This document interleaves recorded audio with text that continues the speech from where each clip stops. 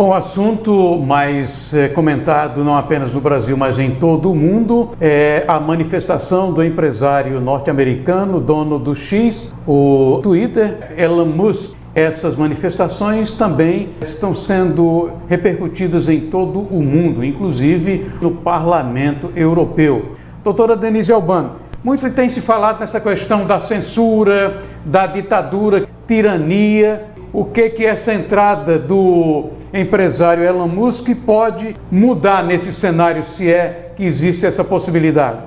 Perfeito. Coincidentemente, na sexta-feira, cheguei bem cansada e descansei um pouco. E eu sou notívaga, eu estou em fim de semestre, corrigindo provas, trabalhos, monografias, e acordei já tarde da noite, fui trabalhar um pouco, quando por volta de 1h30, 2 da manhã, ele postou essa mensagem sobre um tweet do Alexandre de Moraes, onde ele parabenizava o ex-ministro do Supremo, atual ministro da Justiça e Segurança Pública, o Lewandowski. E a internet, em especial, o X, ex-Twitter, entrou em polvorosa. E aí vários perfis aqui no Brasil que lutam verdadeiramente por democracia, por liberdade, começaram esses perfis a repercutir. E, de fato, desde o fim de semana, a atuação desse bilionário, muitos pensam que é americano, mas, na verdade, ele vive nos Estados Unidos, mas tem origem na África do Sul. E é um defensor ferrenho da liberdade de expressão. Ele já vinha incomodado e comentando alguns posts sobre, por exemplo, aquela senhora de 71 anos que foi condenada a 17 anos de prisão em regime fechado. E ele já havia comentado que isso não parecia ser muito correto. Isso parecia algo muito estranho. E, desde então, do fim de semana, ele vem exatamente peitando, eu diria, essa juristocracia, esse grande consórcio que quer implementar, como eu disse, essa ditadura aos poucos, para ir amortecendo as resistências, para ir naturalizando essas supressões de direitos e garantias fundamentais de liberdade, e assim esse grande consórcio atuando de maneira tirânica. No caso especificamente da ditadura, de fato é um regime político que se opõe, que é o extremo oposto da democracia, onde a liberdade de expressão, a liberdade de manifestação, de reunião, a imprensa vem sendo, essa liberdade de imprensa, todas essas liberdades vêm sendo tolhidas. O sistema eleitoral totalmente aparelhado, muitas vezes eles fazem eleições apenas para dar um lastro absolutamente falso de regularidade eleitoral. Veja que tem eleição em Cuba, onde o ditador recebe 98% dos votos. Tem eleição na Coreia do Norte, onde o ditador que está lá, o pai foi ditador do atual ditador norte-coreano, o avô foi ditador e é uma dinastia tirânica. E fazem eleição e o ditador recebe 99% dos votos. Então, não confundir democracia com eleição, com votação pela população, que periodicamente é chamada às urnas. Está na essência da democracia é o respeito à liberdade. E hoje no Brasil, apenas pessoas absolutamente ignorantes ou pessoas absolutamente comprometidas com esse regime é que negam que não vivemos mais num regime verdadeiramente, realisticamente democrático. E aí, muitas vezes, utilizam esses termos. Estamos defendendo a democracia ameaçada por esses terroristas. Estamos aqui a lutar em nome do povo contra o discurso do ódio. Isso está na boca de um ditador aqui vizinho como Nicolás Maduro. Então, eles sempre usam essas expressões, esses termos, para exatamente vender essa narrativa. Estamos prendendo porque a democracia foi ameaçada. Não estamos perseguindo, estamos apenas buscando aí reprimir o discurso do ódio, o racismo, a misoginia, o preconceito de origem, a xenofobia. Essas expressões todas estiveram ontem na boca do Lula, falando em xenofobia. Certamente não sabe nem o que é isso. Esteve na boca do ministro Alexandre de Moraes, quando, de certa maneira, acuado, disse que o Supremo é respeitado e as decisões são apoiadas por brasileiros de bem e que eles lá atuam contra o discurso do ódio, contra a misoginia, contra o racismo. O que é que isso tem a ver? Quem pratica discurso do ódio é só procurar na internet. Uma ex-atriz global que nunca foi incomodada de forma alguma pela Polícia Federal, por qualquer órgão do Ministério Público, no vídeo que circulou amplamente, disse que queria pegar a cara do ex-presidente Bolsonaro, esfregar no asfalto quente, esfolar, arrancar a pele da cara dele com as mãos, até com os dentes, mas isso não é classificado, não é visto como discurso do ódio. Agora, expressar nossas opiniões, mostrar nossa indignação contra os abusos, contra os excessos em curso no Brasil, aí isso é visto como ameaça à democracia, como discurso do ódio. Doutora Denise Albano, quem realmente está fazendo essa manifestação ganhar o mundo é exatamente o Elon Musk, que hoje voltou a dizer, olha aí, Musk volta a chamar Alexandre de Moraes de ditador. Doutora Denise, a presença desses parlamentares em Bruxelas, no Parlamento Europeu, essa ida dos parlamentares também lá no Congresso norte-americano, o que é que isso pode produzir de consequências? As consequências já começam a ocorrer. Você bem pontuou que há um grupo de parlamentares que está, neste momento, na Europa, se manifestando no Parlamento Europeu, ou seja, é o legislativo que reúne representantes de todos os países da Europa, da União Europeia, e lá eu vi há pouco o deputado Gustavo Gaia exatamente relatando o cenário que aqui no Brasil está posto.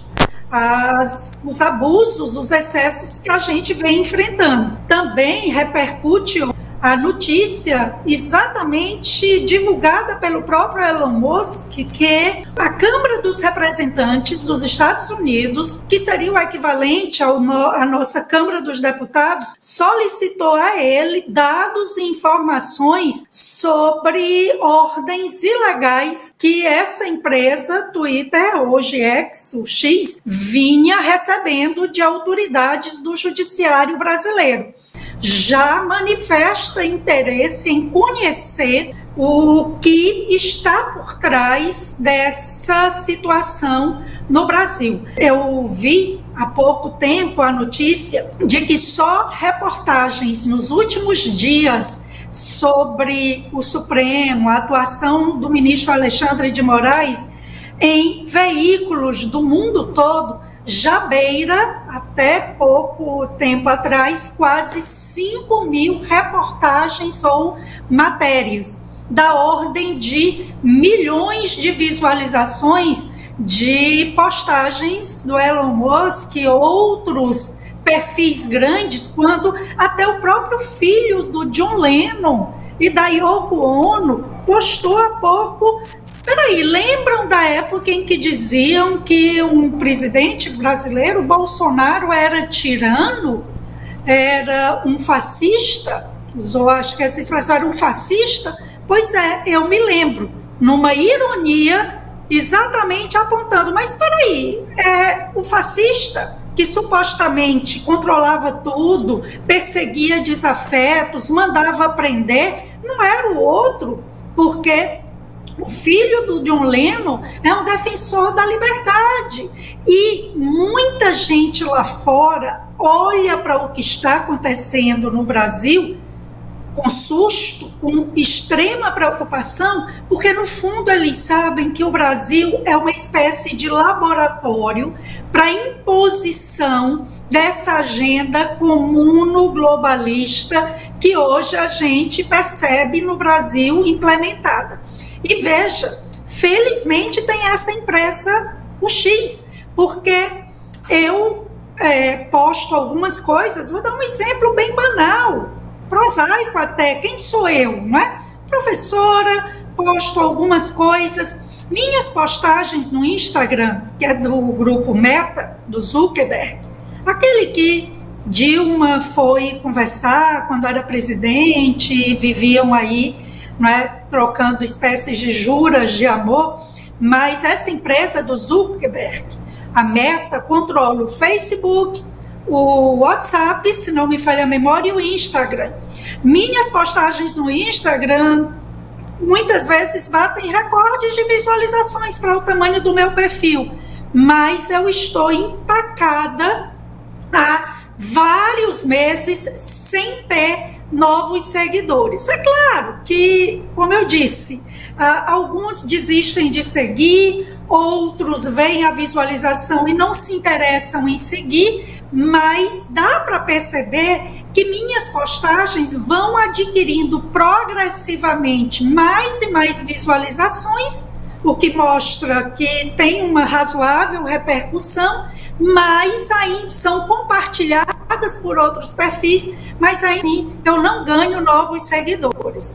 Então, claro que isso aí, para quem é identificado como sendo ou conservador, ou inimigo do PT, ou que critica os abusos, os excessos do Supremo, sofre restrições no seu alcance nas redes sociais. Eu fiz uma postagem sobre o que é o Brasil do amor que voltou, né, no regime petista. O DPVAT volta a ser cobrado, uma vitória do governo, a aprovação do retorno aí do tributo, o DPVAT, que já há notícias de que também já houve desvios, maracutaias envolvendo a gestão do DPVAT, mas nessa sanha a história de tirar dinheiro do bolso dos brasileiros, o PT lutou para a aprovação da volta do DPVAT, que o Bolsonaro, no governo dele, tinha extinto.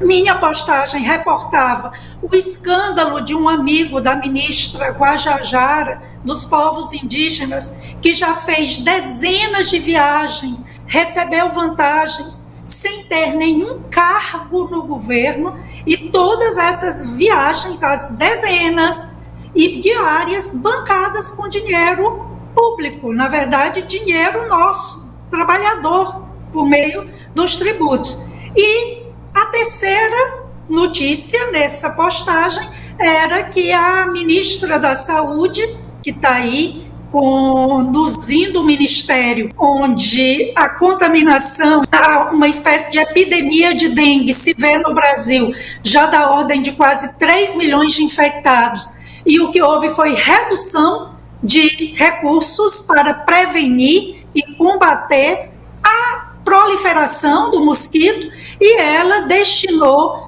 5 milhões a mais do Ministério, verbas da Saúde, para uma prefeitura cujo filho da ministra foi convidado para atuar junto a esse prefeito como um secretário municipal. Então, essas 3 notícias, e simplesmente o Facebook bloqueou a minha postagem. Então, é claro que vivemos aí uma espécie de ditadura escancarada. É óbvio que parlamentares, o Musk mesmo, divulgou as ordens, era para trancar perfis de parlamentares. Parlar é a principal função de um representante do povo, é falar fiscalizando, denunciando, mas buscando aí, com ordens ilegais, o ministro Alexandre de Moraes silenciá-los. Há informações de funcionários do X também sendo